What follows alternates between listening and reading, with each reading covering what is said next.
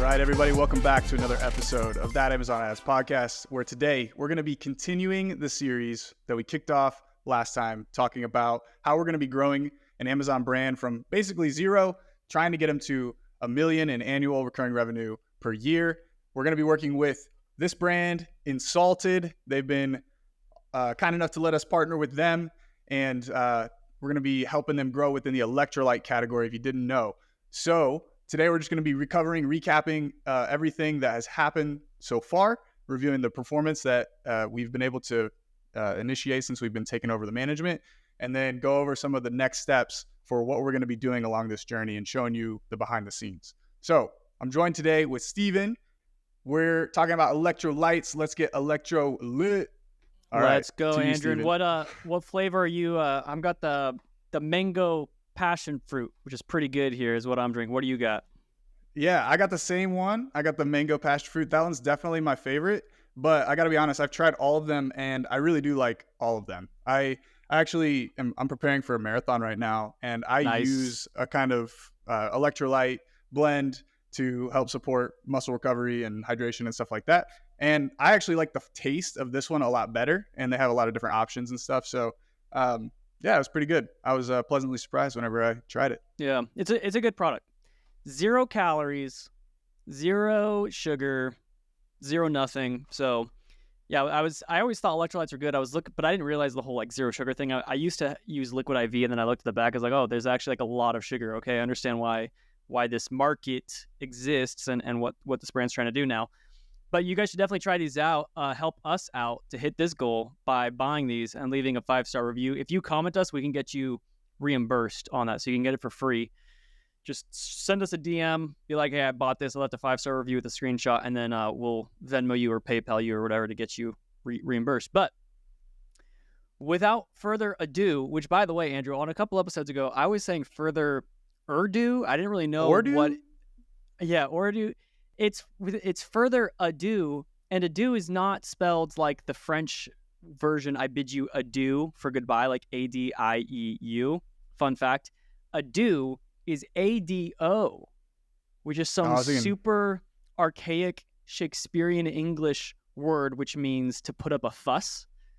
So Shakespeare wrote the play Much Ado About Nothing, like much fussing around about nothing. So, anyways, without further fussing around, let us dive in and review the performance from what we've done since we've started on this account, and we'll pull up the screen share and let's dive in.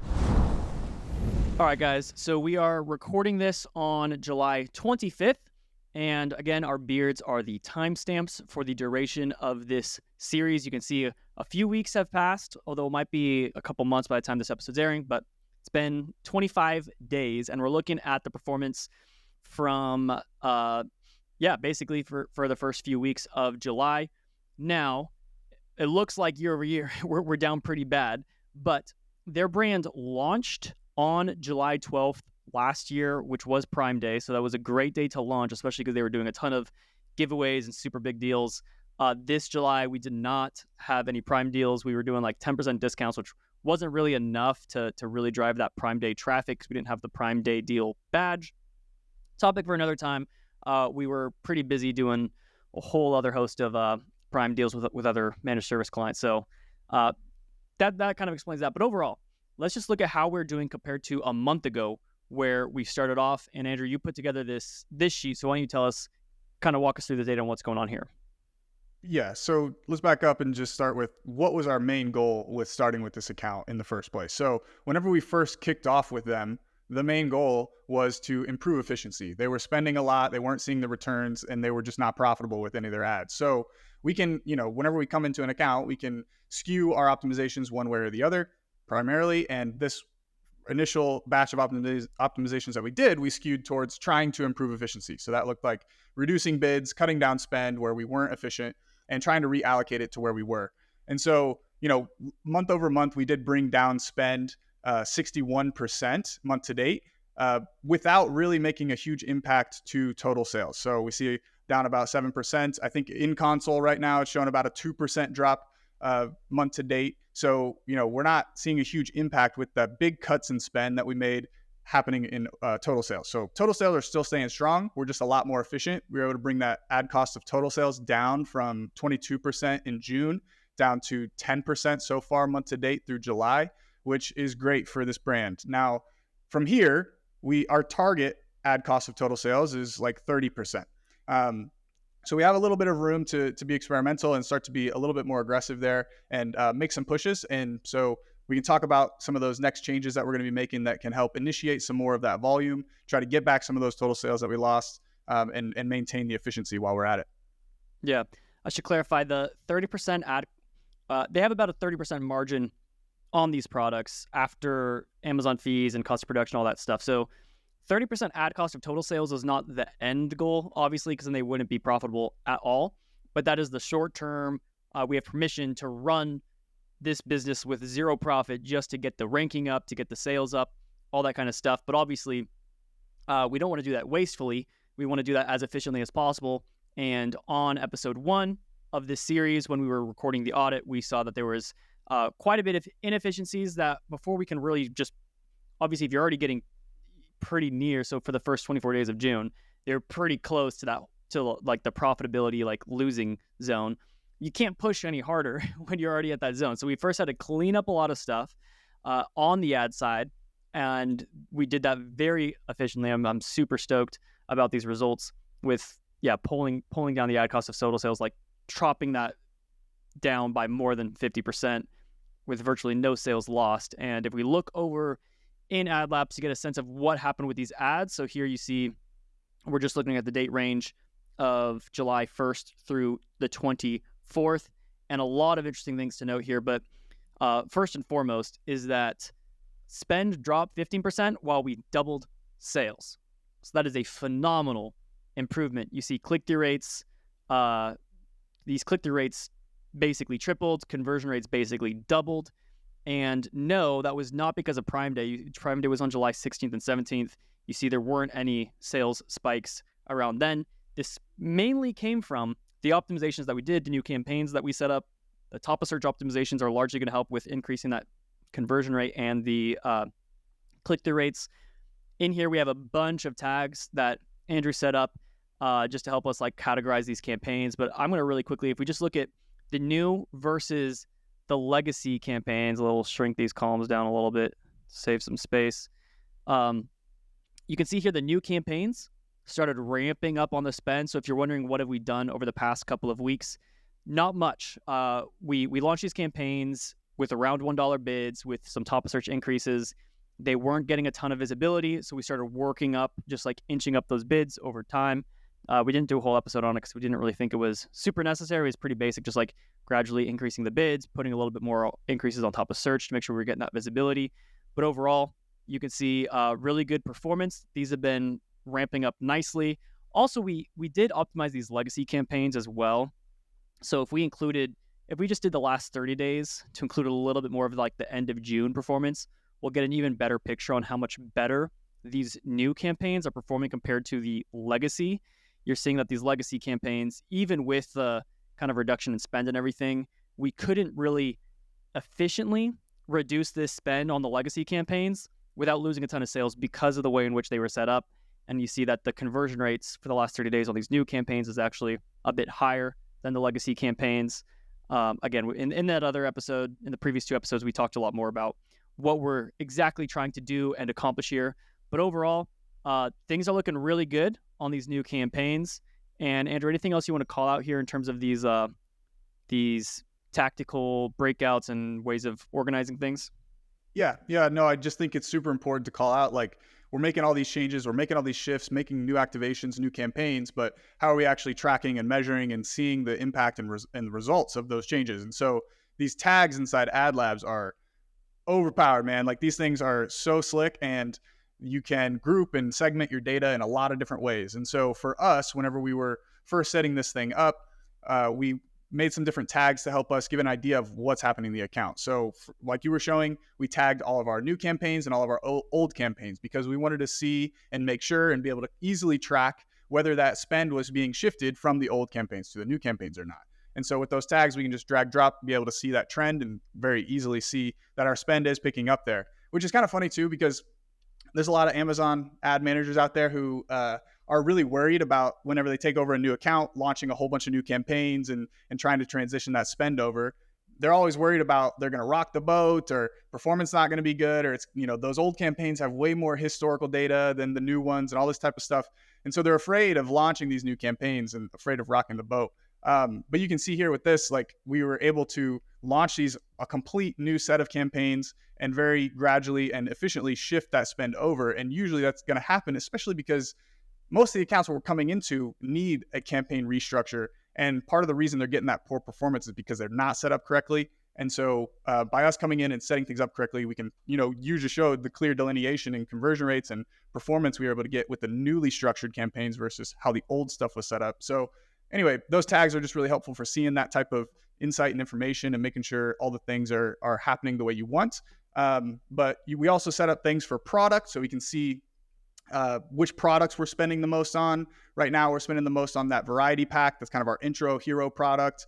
And then also we segmented by what Stephen's showing here is like campaign objective. And so we were looking at, our auto campaigns, our research-based tactics versus our, exact match performance-based tactics. And so right now, what we're seeing is a lot more spend is going towards research and auto campaigns as we just kind of pick those up. And our goal from here is to try to transition more of that spend into more refined targeting where we're getting better conversion rates and we have much more control over the bid to keyword relationships that we're going to be manipulating with our changes. So those are really important to be able to see, and some of kind of alluding to some of the things that we're going to be doing next, which is, if with so much spend on research and broad match and phrase match, there's obviously going to be a lot long tail terms in there that we could potentially harvest into performance where we can get a little bit more dialed in on the bidding and the controls. Yep. And as you can see so far, research is actually doing quite a bit higher of a conversion rate compared to performance. And there's a couple of reasons for why that could be. Could be from also, I think with these performance campaigns. Look at it on the new campaigns versus the old campaigns. Segment it like that, and you'll see that performance is performing better on the new campaigns. Oh yeah, nice. Yeah. So look at that performance on these new campaigns. Actually, let me do it this way. Let me do campaign objective first, and then new versus legacy second. So you can see here within the performance, legacy versus new. Yeah, we got like twice the conversion rate. Okay, now granted, low spend, less spend. Yep. Yeah, much less spend. However, on these research campaigns, these new campaigns are doing very well. A big part, and what the next episode will be, is keyword harvesting. So taking these research tactics, grabbing those keywords that were driving these sales at a really good efficient ACoS. If you guys recall, we were trying to get the ACoS down to around, like, I think 70% is what we were saying, like short term, because we can see even with an 80% month to date ACoS on the advertising side of things, that's a really good ad cost of total sales. So we can definitely push more on the advertising side. So next episode coming up is going to be doing some keyword harvesting, also launching some single keyword campaigns to really help with the ranking overall. However, what you see here on the CPC side of things, some of these keywords are extremely high in these categories, and especially if you're trying to like do some conquesting, those CPCs are going to be extremely high. So hopefully you guys have heard us talk about this before, but when it comes to ACoS, it is just a factor of two things. It's a factor of your conversion rate and your cost per click primarily. So the cost per click, there's not much that we can do about that because the space is so competitive. These CPCs are going to be extremely high. So if we just keep pushing our CPCs higher and higher to get that visibility, our ACoS is just going to keep climbing. So the way in which we can increase our cost per click without increasing the ACoS is if we can simultaneously increase the conversion rates. So if we can get this conversion rate from 10% to 20%, if we can somehow double this conversion rate without moving the CPCs, that would cut the ACoS in half. So that's going to be a huge component here. And obviously we can also then increase the CPCs because we can afford more. If every click is getting twice as many sales that's coming through, then we can obviously have a lot more room to push there. So conversion rate optimization is going to be a huge component to this. And with that, we're going to need some help talking about this listing and ways in which we can improve the conversion rate to be much more competitive. So, Andrew, we're going to have to phone a friend here and pull in a true expert. So let's dial up our friend, Cool Hand Luke, and we'll give him a call right now. Hello? Hey, Luke, Stevie here, and we need your help with this brand. They're an electrolyte company, and we need you to take a look at their listings to tell us what they can do to improve their pictures and videos and all that. Who's this? Stevie, we've been friends for like 10 years. Oh, Stevie, one of my closest friends. Hello. Yeah, and you're here with Andrew as well. He's on the call. Oh, what's up, Andrew? You guys totally caught me off guard.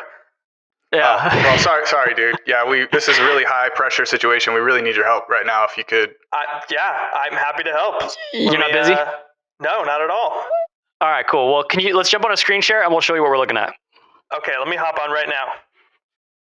Hey guys. What up, Luke?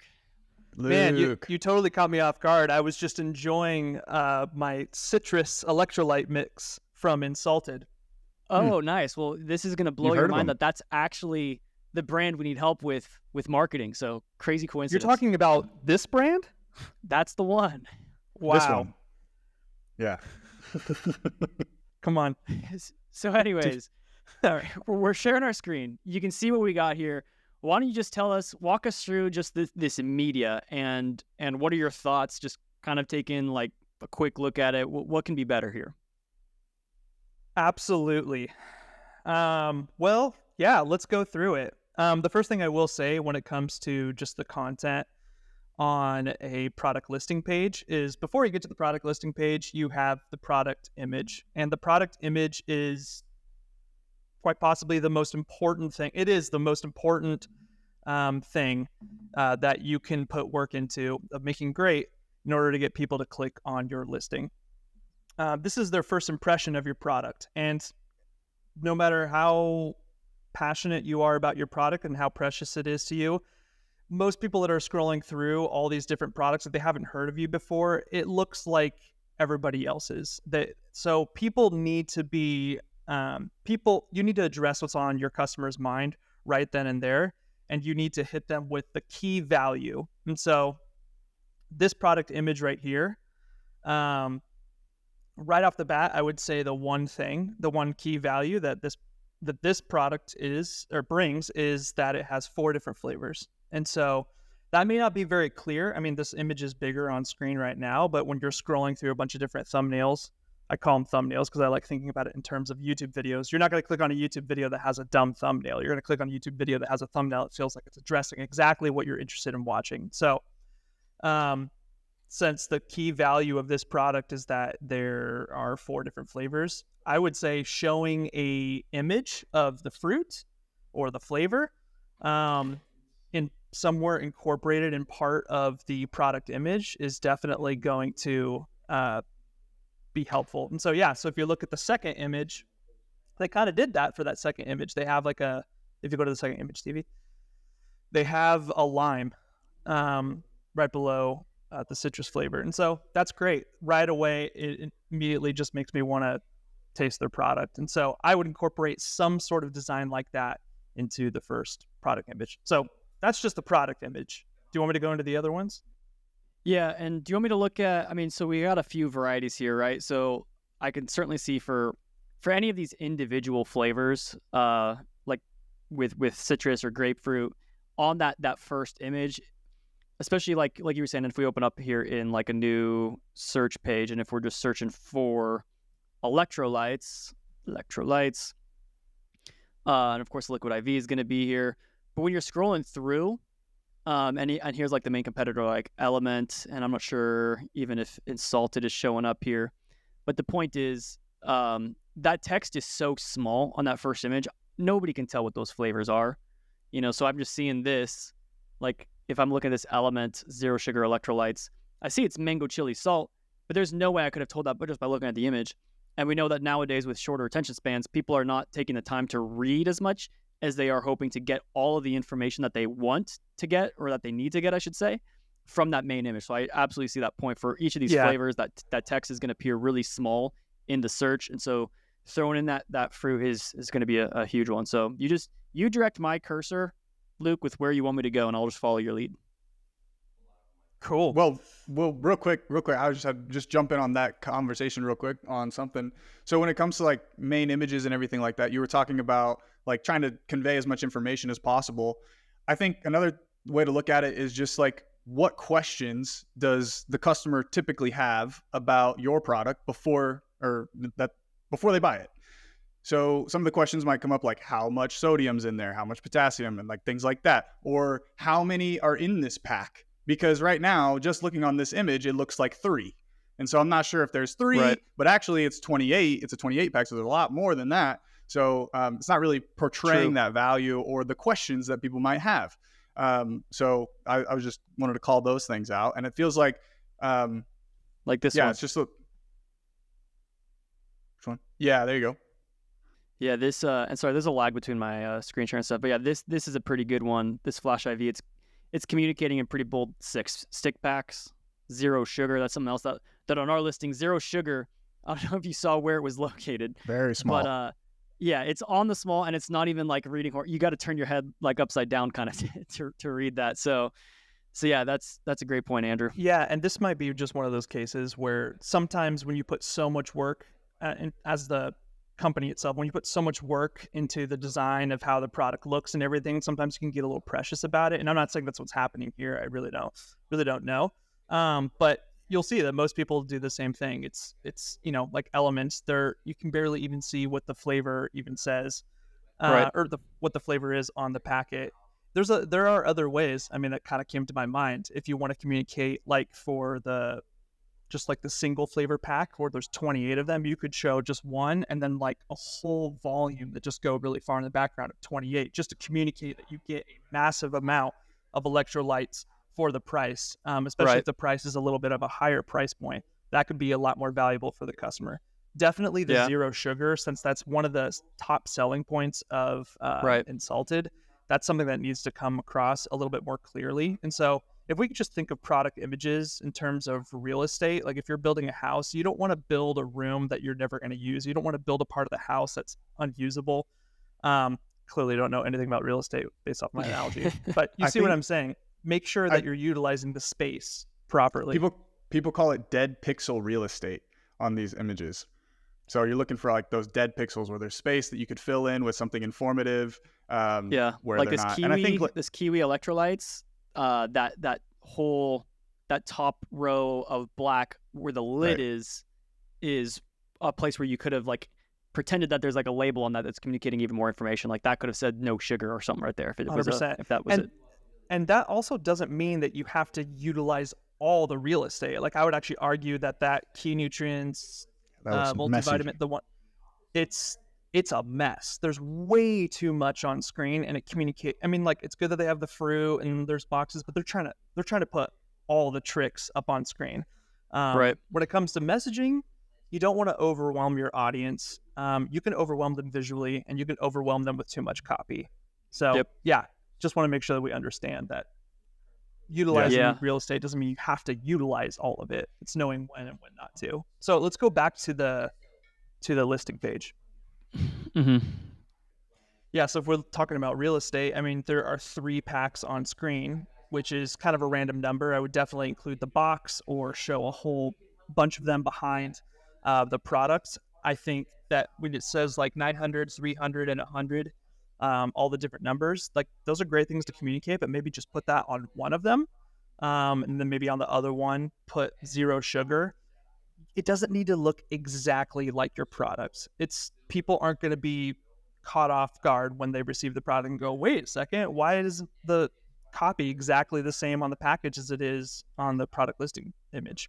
People Right, don't think I that way. agree. So Yeah, showing the same packet with the same information 3 times is quite a bit of a waste of space, because you're taking up 3 times the amount of room to communicate the exact same message. So certainly a bit repetitive. You could just have one stick there with that information, and then the box or the packaging behind it that communicates all the other key things. 0 sugar. Another one is going to be 0 calories. I think will be a huge selling point. 0 calories, 0 sugar, and then you can throw on like all these other, the milligram counts of the ingredients and nutritional elements, and then of course the fruits and everything would make a great first image. Absolutely. It seems kind of funny though, because like that seems pretty obvious that like you're basically just showing the same thing 3 times. Like, why would you do that? But everybody else is doing the exact same thing, and so it's like one brand decided to do it that way, and now everybody's just copying them, thinking that that's the thing that they did that that made them successful or better. And so Right. you just basically end up with a lot of products that look exactly the same because they're all just copying the winner. Absolutely. This is what helps you stand out among your competitors. You don't want to do something just because someone who's just because one of your competitors is selling more doesn't mean you need to copy it exactly the way that they're doing it. You want to beat them ultimately. So there's a shoot higher. So I think going back to the point I made earlier about addressing what's on the customer's mind, if you can address what's on the customer's mind, like what the end value is that you're going to bring your customer. And I repeat this all the time because it's the golden rule. If you just follow that and you just think through and you look at your content through that lens, you're going to start seeing it a lot differently. So I know we're kind of going over and over, so we can move on to the other images. Yeah, what's next? Just go to the second image. Let's just take a look at all of them. Do you actually want to go to their top selling product, the variety pack? The variety pack, sure. Yeah. Mm-hmm. Figured that'd be the best way to talk through all their content. I apologize for my background. I'm in a community area today, so that's fun. All good. We're just glad you're here, Luke. Thanks for taking the impromptu call with no preparation or advance notice. Zero preparation. Is that citrus? Anyways. Okay, so let's think through what it looks like. Once you clicked on that product image, you clearly are interested enough in the product to learn more. Now we need to think through, like, what's this journey? What are we trying to funnel them through in terms of what we're trying to communicate to our audience about our products? So we got through the product image. The second image says 3 reasons you'll love getting InSalted. High potency electrolyte blend, robust natural flavors, 0 calorie. Okay, so this is fine. I like the 3 reasons thing, but I don't think these are the top 3 selling points that the product has to offer. And so this is a lost opportunity. The layout's great. I think the design's great. And I'm not going to address anything from a creative design standpoint. We're just thinking through just messaging. What are people absorbing? What about the fact that the main image is a variety pack and the second image is just citrus? That's a great, you definitely pointed out something that is worth addressing. I think showing the fruit, showing multiple different fruits could be a great thing to add there. But more important than, I would say that that's not as big of an issue as you got to lead with your biggest zingers first. And so I remember when we talked to InSalted initially, they were kind of leading through their top, selling points. 0 sugar is definitely one of the top selling points. And so 0 sugar, 0 carbs, 0 calories, maybe those are our 3 things. Mm-hmm. Simplify. We want to make sure that each of these images communicate a simple message that people can retain that motivates them to go to the next one. And so, I would just say changing it to those 3 things would be a great improvement. Yeah. We can go to the next one. Yeah, I'm not going to play with this one too long. I would just say simplify it a little bit more. I think the top text just a little bit much. I would just simplify it a little bit. Otherwise, not too bad. So this is the one I have the problem with. The one I have the most problems with. It's a lot going on. Like when I was talking about simplify, this is a lot of information to communicate. And also there's repetitive information here. We show the product image again in the bottom right corner. I think that's redundant. I don't think we need to do that. I think that we show like a girl, drinking an electrolyte mix. I think that's great. Showing lifestyle images is great. But as far as the messaging goes, it says 100% plant-based, 0 calorie sweetener. I don't know how to pronounce that. Glyvia. I was going to say Glivia. Glivia, sure. We'll call it Glivia. I don't know. No sugar. And then plant-based. It says plant-based again. And then no carbs, no gluten, no bitter stevia aftertaste. Tastes like sugar. I would say, if 100% plant-based is a great selling point, let's lead with that. We don't need to put it, as one of those bullet points. I would just delete the last 2 bitter bullet points, even though they're good selling points. Maybe I would save that for another image, or save it for a video, which we'll get into later. Those are great selling points, and those are definitely things that people are probably wondering about. But again, when you're trying to communicate too much, it can sometimes be overwhelming. Yeah. By the way, I don't know if you guys knew this, but that's actually a nickname that people have given me as Stevia, because I'm sweet and And no you have a bitter calories. aftertaste. And maybe not that part, but Hey, that's what stevia does. It has a bitter aftertaste. But you know what? InSalted doesn't use stevia. that's right. Just uses stevia. Glyvier.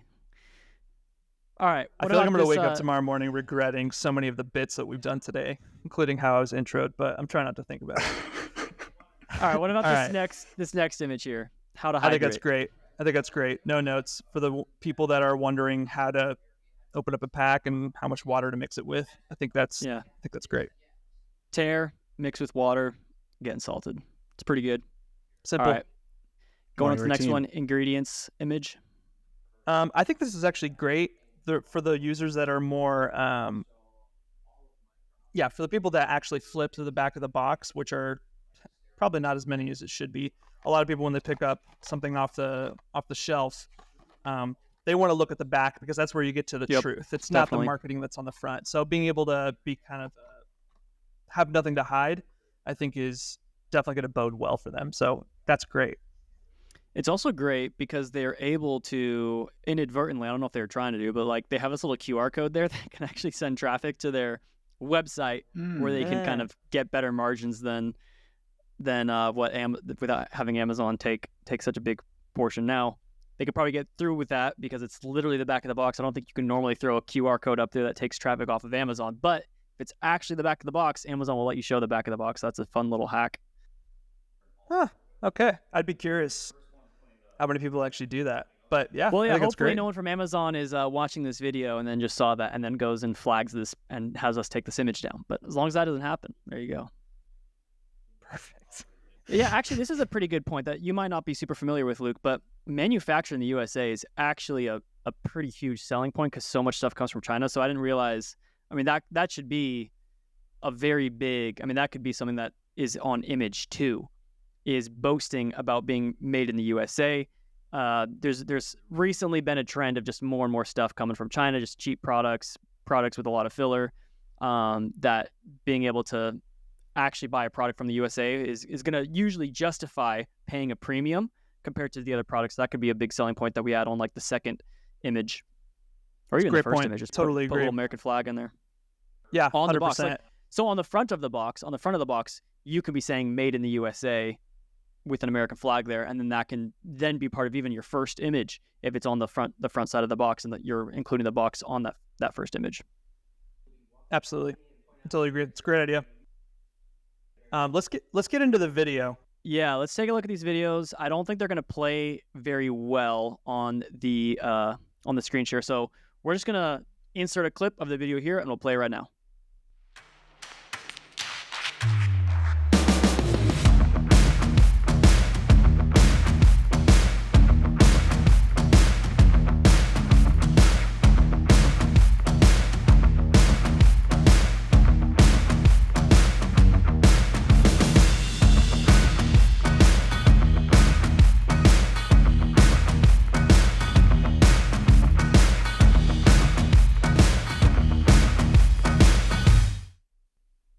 So yeah, right off the bat, the video looks awesome. High quality footage. It looks cool.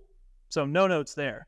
But I do see a mistake that a lot of people make on their product listing page videos, and that is repeating all of the content or all of the messaging that they stated in their images before. There's no need to do that. I know we've talked about it on the last episode that I was on with you guys and even in private, and this is an opportunity to use positive customer reviews and using that type of content in video format to really sell and really send home the fact that you guys are a credible and trustworthy brand that is worthy of your business. And so if you're anything like me, and I'm sure that a lot of people are, you're interested in what customers actually have to say about the product. And so this could be utilizing video footage that you already have of customers talking passionately about your products and have sent to you, and just cutting that together. It doesn't need to be high quality. It just needs to feel organic and be truthful. Or this could be, having something created from scratch that expresses all those things that your customers have to say that are positive about your product. And so I've created stuff like that in the past for my clients, where we're talking through the product and how great it is. And sometimes it's like a montage of a bunch of different customers talking, but that's what these videos should be. If it's not going to be customer reviews, it needs to cover something that you haven't covered already. You don't want it to feel repetitive, because then it's just going to feel like you have your, it feels lame. So yeah, that's pretty much all I'll say. Yeah. I have a lot more to say about them. I'm trying to keep it short. Yeah, I completely agree. So all of the text information that they're giving in this video has already been communicated in the images. There is some cool lifestyle stuff of utilizing the products, everything like that. But we're not necessarily sure if that's the selling point at this stage, because you got to keep in mind, where is the customer in this journey? And we're going to try, for the sake of time, we are not going to rehash everything that we talked about on that episode with Luke about video that drives performance. We will link to that episode in the show notes so you guys can all watch it and review it. But the main call out and highlight of that episode is what they're currently doing right now with this really strong lifestyle imaging and video is really well done. However, this is not the place for it. At this stage of the customer journey, when they have searched whatever keywords they're typing into the search bar, no sugar electrolytes, 0 calorie electrolytes, they shop around, they click on these brands, they for whatever reason, they liked the image, they liked the reviews, they liked the price point of this product, they've clicked through the images, they've seen it has everything that they want, and they might be comparing us to like Element. And this is kind of, it's, and we got their video here too. It's like if they're comparing us to Element, and the Element video is doing basically the exact same, just like a bunch of lifestyle, athletic stuff, that's not the selling point. When people have their two different tabs open between Element and InSalted, what's going to be the driving point is consumer confidence, where someone else is saying, I like this, I've tried so many other products, this one's definitely the best. That's the thing that they need. Go ahead. And maybe I went too hard in one direction. I don't disagree with you. There's nothing wrong with doing a lifestyle video. That's not bad, but you don't want to be repetitive. I was just saying that there's an opportunity to do more of that customer review and understanding, that is really what's going to help motivate people for a purchase. But lifestyle footage can also, I didn't mention it, but at the end of the video, there's like 3 messaging points where it says like increasing your energy levels and performing at work better. I can't remember what the third one is, but as they move, those are points that I haven't really heard before. But if you kind of think about the audience's journey through learning about your products, most people who are looking for extra electrolytes probably understand enough about electrolytes, certainly at the point by the time that they come to the video, where they know what they're looking for. And so telling them that they could perform better at work maybe is not a very compelling messaging point. And so just understanding what kind of messaging points are going to be helpful and crafting those, especially stuff that's at the bottom of the funnel, and making sure that they understand what the end value that's going to be brought to them is important. If you are going to do like a lifestyle video, like how Element did. So it's not necessarily wrong to do a lifestyle video, but my argument is do customer review based content, because that's just going to perform so much better, especially if you can't compete with like the super high quality, really cool, because a lot of people do that. They're looking at their competitors' product listing pages, like, man, their content is just so much cooler, but I don't have the budget to do that. And it's like, yeah, but you guys have to see, you don't need that to beat them. You just need to understand how to craft good messaging. I do think lifestyle and brand storytelling videos work best at the top of the funnel when you're really just trying to like drive interest and intrigue, but not so much drive the sale. When someone has 2 different tabs open like I do here, and they're flipping back and forth between InSalted and Element, the products look, practically indistinguishable. But Element has 18,000 reviews, averaging 4.5 stars, and InSalted has 200 ratings, averaging 4.4. But that's where what can make our reviews mean more is having a customer testimonial video, and even better, like a montage. And something that we need to go and ask them is they do a lot of trade shows. So what would be great is if they just keep a camera recording, and they're recording people's reactions, saying, hey, can you try this? And they can get like 50 to 100 people at one show trying it. And if they capture really good reactions, be like, whoa, that's actually really good, or whatever. Obviously, don't show the ones where people are like, "Ooh, it's so salty," But you capture the good ones. I don't think it's too salty. Together. I think it's perfect. Yeah, well, supposedly also the saltiness depends on how well hydrated you are. Like the more hydrated and more like magnesium and potassium and sodium you have in your body, the less salty it tastes. I feel pretty. So it's hydrated. a good indicator. Yeah, right. There you go. I can't do this. But Luke, you are actually on your YouTube channel. What you're going to be doing for this brand is reshooting this video, the product page listing videos, as well as the sponsored brand search ad video, which is going to look very different from the listing page. But you're going to be doing those with a $0 budget, nothing but your iPhone, and you're going to be taking people, just like we're taking people through the journey of how to grow a brand on Amazon sales through advertising. You're going to be doing the same thing on your podcast, on your YouTube channel, showing people how to take InSalted from 0 to 1 million through media and all that kind of stuff. So people will definitely link to your YouTube channel. You haven't, I think you're just starting on this, so you don't have any videos up yet, but that'll be a very interesting one to follow along with as well. Yeah, absolutely. Yeah. I want to prove that it's not the quality of footage. It's how you craft the messaging and where you position that is ultimately going to convert. So that's what this experiment is going to be all about. So yeah, I'm going to go shoot it by myself, no actors, no paid crew or locations or equipment. Yeah. And we're going to make it.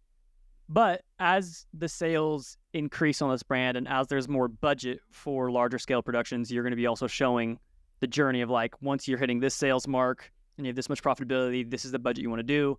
Here's how you would film something with that kind of a budget. So you're taking things from a zero budget to, full scale, full size brand budget. Now, if we come down here, Andrew, something you and I were noticing is there's quite a bit more optimization that can be done here, like on this product description.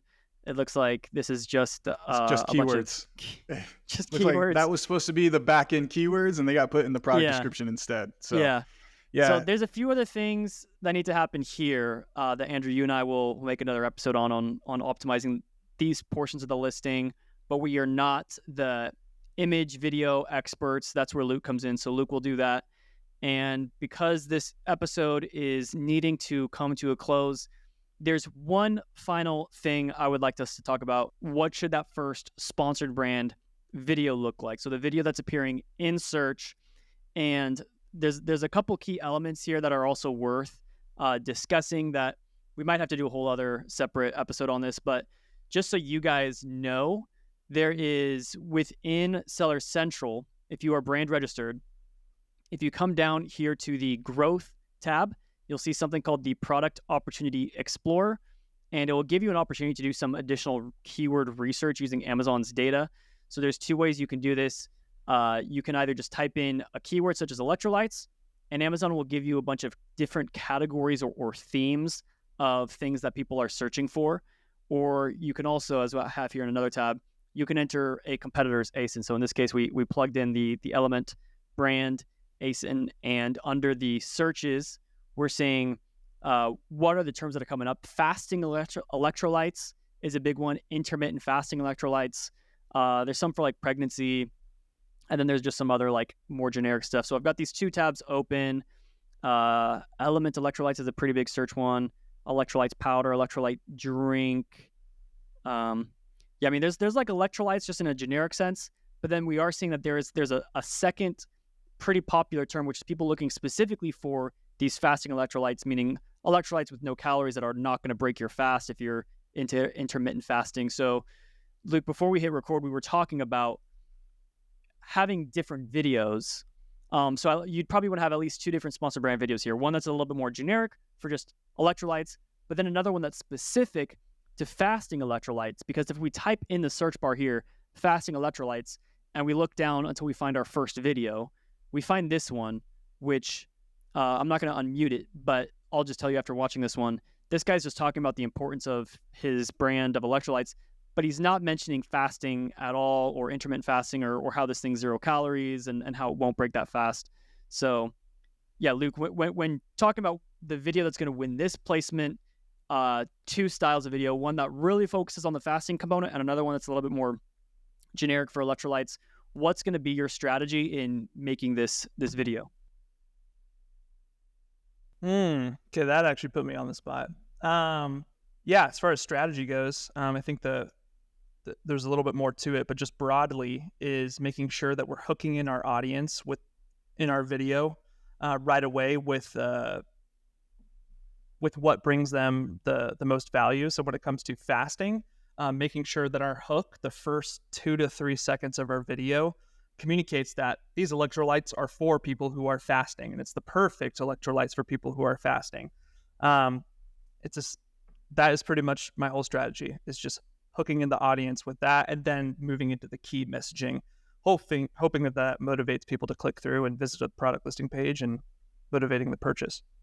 Yeah. So you're basically just you're reverse engineering the psyche of the person that's searching for fasting electrolytes. Like, what do they care about? What's the problem? What are they worried about whenever they're looking for this product? Is it going to break my fast? Is it going to, allow me to keep intermittent fasting? And you're positioning it to where, like, you're calling out that main concern that they have in the very beginning of that video, basically solving that objection right away, which removes that barrier to going and actually making a purchase.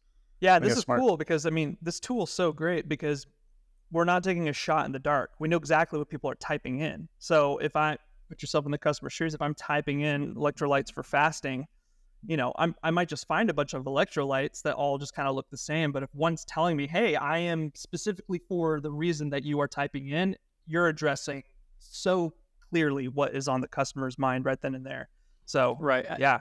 And it feels like, there's just an element of relevancy, and it's kind of just like it feels like a match made in heaven is what it feels like to the customer if they're searching for fasting electrolytes and they see the very first thing in the video is like, don't break your fast or whatever, 0 calorie, all this kind of thing.